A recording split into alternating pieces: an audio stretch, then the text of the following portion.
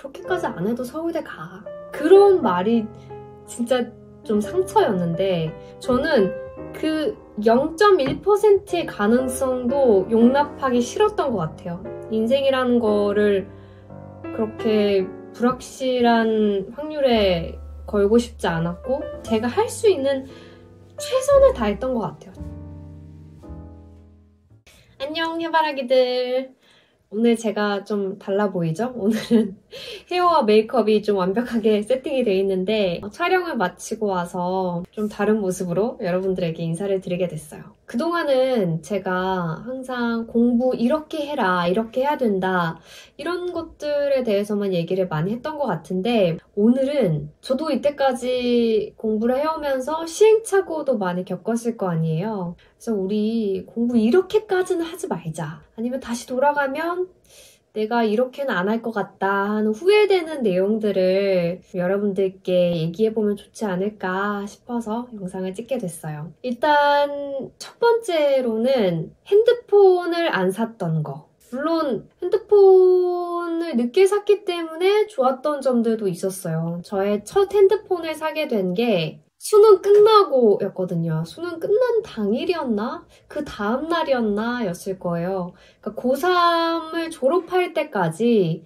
핸드폰이 없었던 거거든요. 저희 때만 해도 대부분의 애들이 다 중학교 때부터 핸드폰을 썼어요. 그땐 당연히 스마트폰은 아니었지만 이렇게 해서 여는 스카이. 거. 아, 스카이 뭐 이렇게 뭐 별의별 핸드폰 다 있었어. 나 초등학교 때는 폴더폰이 있었고 저를 제외한 대부분의 친구들이 다 중학교 때부터 핸드폰을 샀고 반에서 핸드폰 번호가 없는 친구가 저를 포함해서 한 두세 명 정도밖에 안 됐었던 것 같아요. 그리고 고등학교 올라가서는 진짜 저밖에 없었던 것 같고요. 모두가 다 핸드폰을 가지고 다니는 게 너무 당연한 시대였는데 저는 사실 핸드폰을 사도 필요가 없을 것 같았어요. 엄마가 혜성아 너도 핸드폰 사줄까? 했는데 저는 뭐 그걸로 제가 뭐 친구들이랑 연락해서 놀러 나갈 것도 아니고 저의 일상은 학교, 학원, 독서실, 집이었기 때문에 딱히 뭐 연락할 게 필요하지 않았었던 거죠. 뭐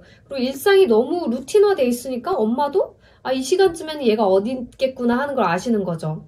뭐 8시면은 학원이겠다. 10시면 뭐 독서실이겠다. 이런 식으로 당연히 다 아시는 부분이었는데 지금 생각하면은 저는 사실 요즘은 핸드폰으로 공부도 진짜 많이 하거든요. 저는 핸드폰에 지금 영어 관련된 어플이 2개 정도 있고 그리고 저는 사실 유튜브로도 영어 공부 진짜 많이 해요. 뭐 구슬쌤이라는 유튜버 분도 제가 구독을 해서 영어 표현들 많이 공부로 익히기도 하고 그리고 인스타그램에서도 영어 관련 계정을 팔로우하고 있어요. 그래서 뭐 오늘의 표현 이런 거 그냥 피드로 넘기면서 보고 그리고 뭐 이런 사피엔스 같은 영어책 보면서 모르는 단어들 당연히 다 핸드폰으로 찾고 그래서 요즘은 저는 핸드폰으로도 공부를 할 수 있는 분야가 무궁무진하다고 생각을 하기 때문에 다시 학창시절로 공부를 하게 된다면 스마트폰도 적극적으로 활용을 할 것 같아요. 시대에 맞춰서.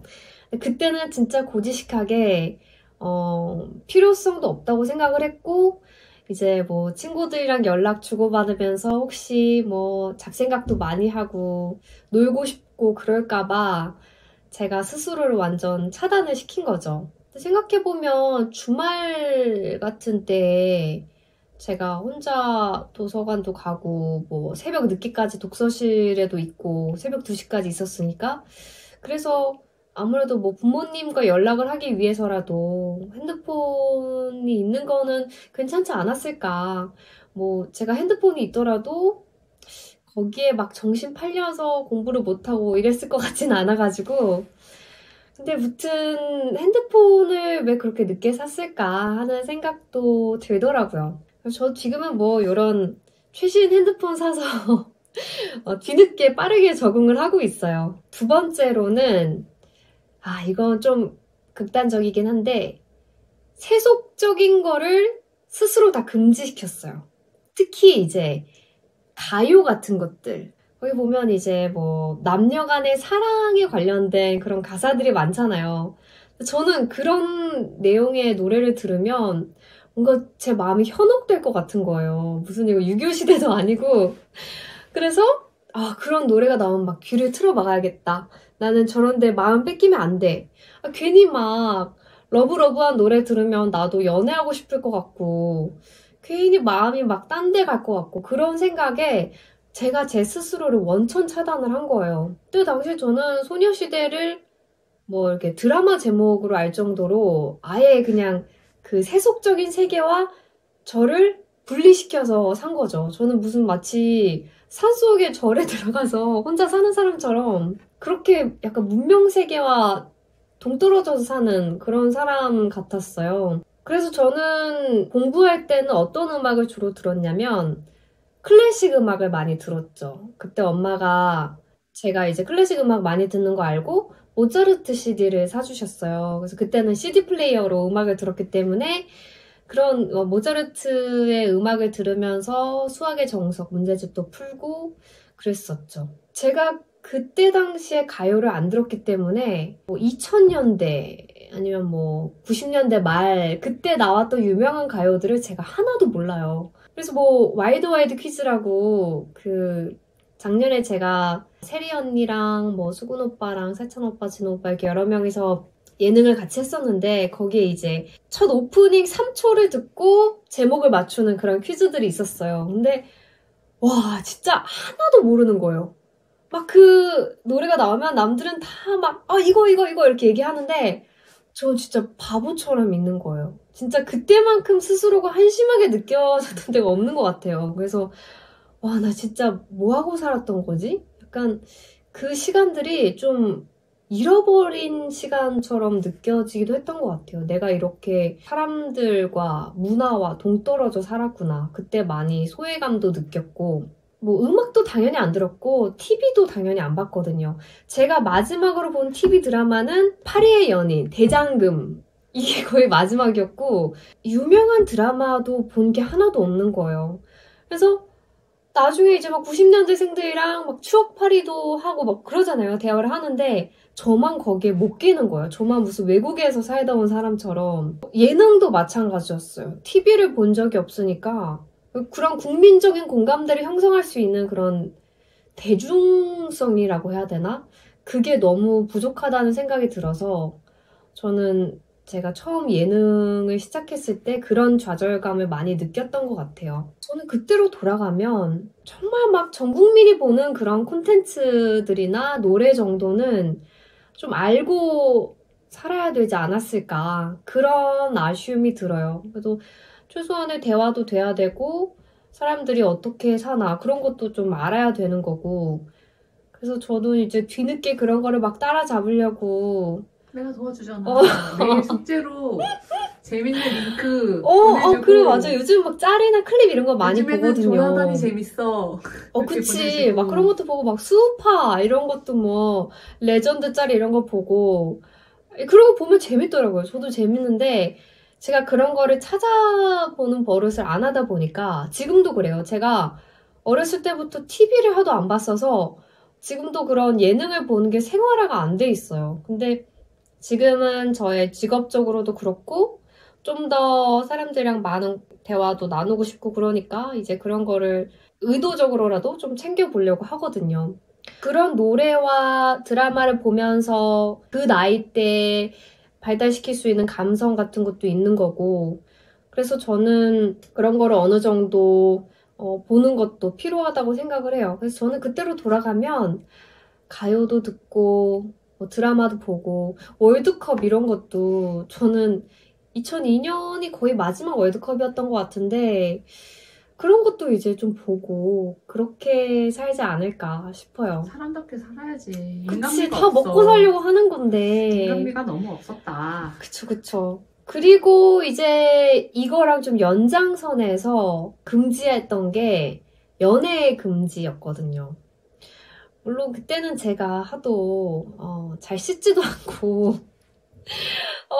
사람답게 하고 다니지 않아서 저를 좋아해주는 친구들이 별로 없기도 했지만 그래도 이제 뭐 제가 좋게 생각하는 제가 호감이 있는 친구도 있었고 정말 너무 감사하게 저의 그런 엉망인 외면이 아니라 이 내면을 바라보고 마음을 표현해주는 친구도 있었던 것 같은데 저는 아니야 지금 뭐 하는 거야 해서 지금 공부해야지 이렇게 되게 스스로를 올가맸던 것 같아요. 그래서 학창시절에는 연애를 한 번도 한 적이 없었고 그런 거를 다 차단하기 위해서 저의 그 야자학습실에 이성 접근 금지 이렇게 써서 붙여놓기도 했고 그러다가 이제 20살이 돼서 인생 처음으로 연애를 하는데 그때도 참 시행착오가 많았거든요. 근데 제가 보니까 중고등학교 때 그래도 그런 이성과의 어느 정도 교류가 있었던 친구들은 더 이제 대학생 돼서도 그런 뭐 꼭 남자 관계뿐만 아니라 뭐 여러 인간관계에서 좀 더 능숙하게 대처를 했었던 것 같고 저는 좀 20살 때 많이 우왕좌왕하고 뭐 오해도 있었고 시행착오도 겪고 그런 시기를 거쳤던 것 같은데 그런 것들을 좀 학창 시절에 조금씩 나눠서 겪었으면 어땠을까 그런 생각도 들어요. 특히 저는 중학교, 고등학교 다 남녀공학이었기 때문에 충분히 자연스럽게 이성과 교류할 수 있는 기회가 있었는데 그러지 못했던 점이 좀 아쉽지 않나 싶어요. 그러니까 연애라는 게 꼭 공부에 방해만 된다고 생각하지 않거든요. 제 주위에도 보면은 오히려 입시라는 그런 과제를 같이 헤쳐나가는 동지가 될 수도 있는 거잖아요. 그래서 뭐 같이 만나서 막 노는 게 아니라 그냥 열심히 공부를 하는 친구들도 있고 서로 힘들 때 위로가 될 수 있는 그런 건설적인 관계의 친구들도 있었고 남자애들 같은 경우에는 여자친구한테 잘 보이기 위해서 또는 더 좋은 사람이 되기 위해서 그거를 뭔가 더 열심히 공부하는 원동력으로 삼는 친구들도 있더라고요. 그래서 그런 경우를 보면은 연애라는 게 꼭 학창시절에 무조건 방해가 되는 건 아니겠다 하는 생각이 나중에는 들더라고요. 그리고 또 이거는 제가 진짜 절대 이렇게 하지 말라고 꼭 강조하고 싶은 부분이거든요. 제가 어쩌다 보니까 학창시절에 1일 1식을 했던 때가 있어요. 절대 뭐 다이어트를 위해서 그렇게 한 게 아니고 진짜 공부하는 거에만 미쳐있는 사람이었는데 저는 원래 아침을 안 먹었어요.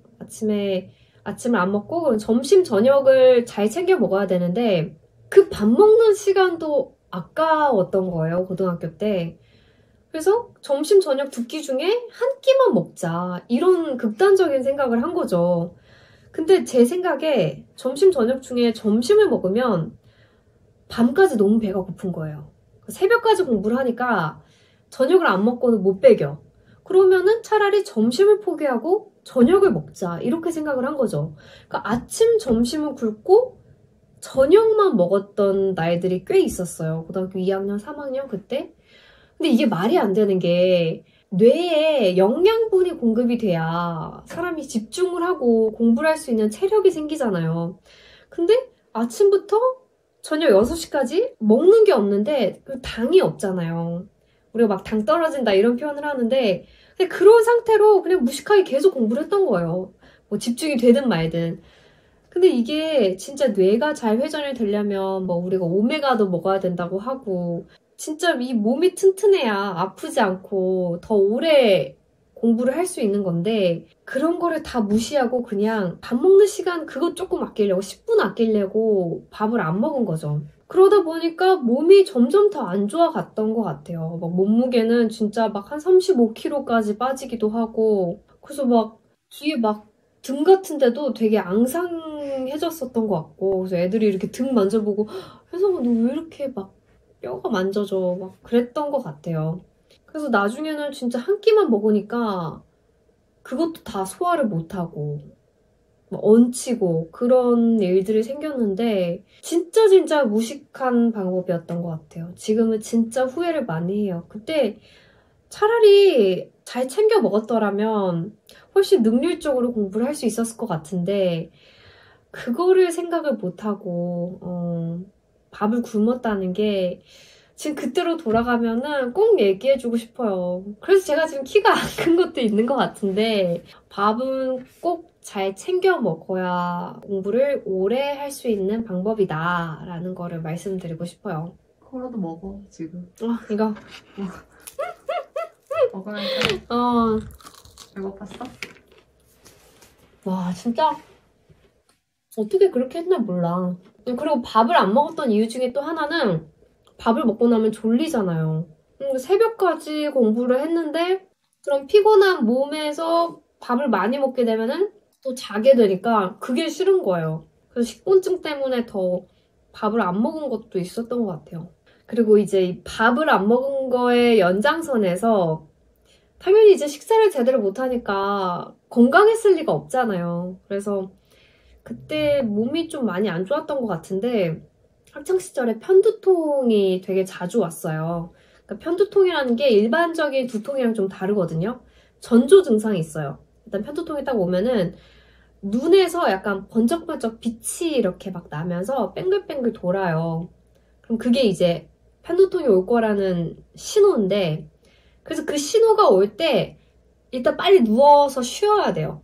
그래야 이제 두통이 심해지지 않는데 그 눈에서 번쩍번쩍하는 전조 증상이 지나고 나면은 이제 막 구토 증상과 함께 머리가 깨질 듯이 아프거든요. 저는 이제 수업을 듣다가 그 편두통의 전조 증상이 오면은 쉬지 않고 그냥 무시하고 계속 공부를 했어요. 계속 수업을 듣고 그러다가 이제 구토 증상이 시작돼서 진짜 여기까지 입에서 신물 나고 토가 나오기 직전까지 갔을 때 그때 자리를 박차고 화장실로 달려가서 다 토해내고 얼굴 막 새하얘진 상태로 다시 수업에 들어왔거든요. 그 상태로 들어오면 선생님들이 괜찮냐고 지금 빨리 양호실 가야 될 것 같다고 얼굴이 막 백지장처럼 하얗다고 그러셨는데 저는 제가 양호실에 가는 동안 선생님이 하시는 말씀 중에서 거기서 시험에 나올까봐 도저히 불안해서 양호실에 못 가겠는 거예요. 물론 이제 양호실에 갔다가 다른 친구들의 필기를 빌려서 베낄 수도 있지만 그 친구들이 혹시 빠뜨렸을 수도 있잖아요. 마음이 불안해서 양호실을 못 가겠는 거예요. 사실 뭐 수능 같은 경우는 한두 시간 수업에 빠진다고 해서 뭐 타격이 있는 건 아니지만 내신 같은 경우는 다 선생님들이 하는 말에서 시험에 나오는 거잖아요. 전과목 1등급을 받아야 되니까 도저히 양호실에 갈 수가 없는 거예요. 요즘 제가 줌 틀어달라고 핸드폰으로 그런 방법이 있었네요. 요즘 같으면. 이거는 진짜 좀 제가 많이 짠해요. 그때 저를 생각하면 고생을 많이 했던 것 같아요. 학창시절에 한 번도 불을 끄고 편하게 잔 적이 없어요. 늘 불을 켜고 마지막에 잠드는 순간까지 펜을 놓지 않았거든요. 진짜 저는 불을 끄고 잔다는 행위 자체가 되게 죄책감이 느껴졌어요. 내가 이렇게 불을 끄고 편하게 자도 되나? 새벽 2시에 집에 왔어도 불을 켜고 자야 마음은 편한 거예요. 내가 그래도 편하게 잠들지는 않았구나. 끝까지 공부를 하려고 했구나. 제가 생각해도 대단하고 독했던 것 같아요. 진짜 독했어. 그래서 아플 때는 참지 말고 양호실 가서 좀 쉬기도 하고 그래야 또 다시 몸과 마음이 건강한 상태에서 공부를 할 수 있으니까 진짜 몸이 건강해야 정신도 건강하거든요. 근데 이건 진짜 그래요. 제가 학창시절에 감정 기복도 되게 심했던 것 같은데 마음이 건강하려면 몸이 건강해야 되고 그러려면 내 몸을 진짜 아끼고 아플 때는 잘 보듬어주고 그래야 되는 것 같아요. 마지막 거는 좀 엽기예요. 마지막 것도 진짜 와 이렇게까지 해야 되나 싶을 수 있는데 화장실에서 볼일을 볼 때도 두루마리 휴지에 낙서를 하면서 공부를 했어요. 아, 왜 이래. 아 진짜 이 빵을 앞에 두고 진짜야. 진짜야. 아니 근데 심지어 그 두루마리 휴지에 낙서한 거를 놔둔 적도 있었어. 근데 이거 좀 이상하다? 아무튼 그 나의 낙서를 발견한 친구가 있었어. 그래서 야, 너 이렇게까지 해야 되냐? 그런 얘기를 들었는데 그 말이 참 기억에 남아. 그 친구가 했던 말이. 저는 사실 눈 뜨고 있는 시간들은 그게 뭐 밥을 먹는 거든 화장실을 가는 거든 뭐 이동하는 시간이든 늘 공부를 하려고 그 짜투리 시간까지 다 활용하려고 노력했기 때문에 스타바치를 들고 다녔잖아요. 화장실에서 그걸 누르고 싶지 않았거든요. 그거 아니야? 갑자기 혜성아 들어와. 잠깐만. 스탑. 대답하고 다시. 재생. 아니, 뭐 이게 몇 초 정도는 뭐 그런 것도 있겠지만, 아무튼 정말 화장실에서 볼일을 보는 순간까지 두루마리 휴지에 수학 공식을 낙서하면서 공부를 했었어요. 이거는 진짜 가슴에 손을 얹고 진짜 MSG 전혀 없고 맹세코 진짜예요. 화장실에서 볼일을 보면서 그러면서도 이제 휴지에 낙서를 하면서 공부를 했다. 근데 이거는 진짜 좀 비인간적이지 않나. 저는 그런 말을 많이 들었어요. 이게 약간 상처가 되는 말이기도 한데 그렇게까지 안 해도 서울대 가. 그런 말이 진짜 좀 상처였는데 그런 말을 들을 정도로 독하게 했던 것 같아요. 근데 그 당시에 저의 마인드는 물론 이렇게까지 안 해도 서울대 갈 수 있고 1등급 맞을 수 있겠죠. 근데 저는 그 0.1%의 가능성도 용납하기 싫었던 것 같아요. 인생이라는 거를 불확실한 확률에 걸고 싶지 않았고 그래서 그 조금의 실패할 가능성이라도 없애고 싶어서 그냥 제가 할 수 있는 최선을 다했던 것 같아요. 진짜 모든 것을 올인을 해서 저처럼 하지 않고 적당히 쉬기도 하고 놀기도 하면서 서울대를 가고 좋은 성적을 낸 친구들도 있었겠지만 그 당시 저의 성격으로는 그게 잘 안 됐던 것 같아요. 그래서 이제 저도 물론 그때로 다시 돌아가면 이렇게까지는 안 할 것 같아요. 볼일 보면서까지 어떻게 공부를 해. 저도 그렇게는 다시는 못할 것 같지만 그래도 이제 저의 경험들을 토대로 여러분들은 이렇게까지는 하지 않았으면 좋겠다. 또는 이것도 뭐 좋은 면이 있다. 그런 면을 좀 여러분들께 말씀드리고 싶어서 오늘 영상을 찍게 됐어요. 근데 밥은 먹고 살자. 그때 건강은 다시 돌이킬 수 없기 때문에 제가 허리가 그때 망가진 허리가 돌아오지 않아요. 진짜 뭐 녹화 좀 하고 오니까 허리가 그렇게 아프더라고요. 허리와 목 건강도 그때 꼭 챙기자. 쉬는 시간에는 공부만 할 게 아니라 일어나서 스트레칭도 하고 잘 쉬는 게 쉬는 시간이야. 그치? 아니 그리고 그게 훨씬 능률적이었을 것 같아. 더 내가 공부를 더 잘했을지도 몰라. 그래서 밥도 내가 잘 챙겨 먹고. 잘 쉬는 거야. 늘 준비되어 있는 거지 나는. 쉴 준비가.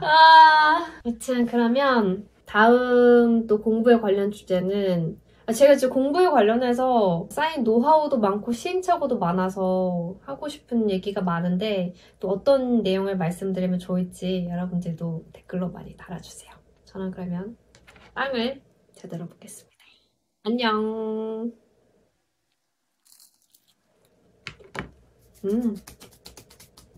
청소해놨는데 응? 바닥에 다 떨어지잖아.